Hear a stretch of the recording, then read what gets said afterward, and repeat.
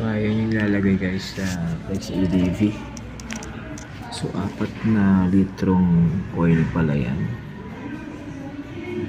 Siguro, I don't think so kung oil lahat yan. I think oil lahat. Kasi 3.5 yata ang ilalagay dyan. So ibig sabihin ang laki ng engine niya talaga. So dami ng oil na ilalagay yun. So ibuhos niya muna doon yung oil, samahin niya, tapos saka na ibuhos doon sa mismong motor. So ayos, good job, ayos yung idea niya. Okay, dalawa na yun. Binuhos niya. Tatlo.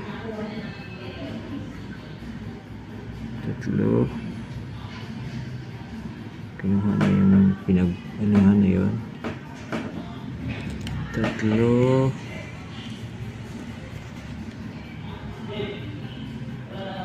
Ito yung isa guys, hindi pa niya binabuhos.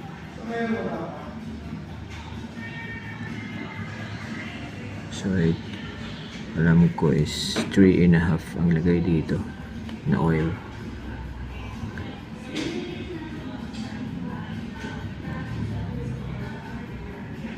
So ang galing.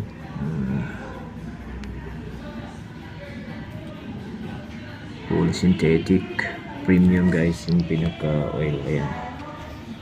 So siguradong quality talaga from Honda.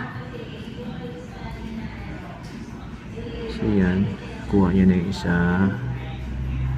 So 3 lang. 3 pa lang yung binuhos niya guys. Napo niya. Tapos half siguro nito. Ayun. No, hindi lang half eh. Kunti lang kinuha niya doon. Half nga guys, 3.5 yung kinuha niya. So sa XADV nyo is 3.5 lang na oil ang ilalagay. So nilagay niya doon sa parang ayun, sibubuhos na niya doon sa may imbudo. Ang galing. Ayun, akin na lang yung sobra sir.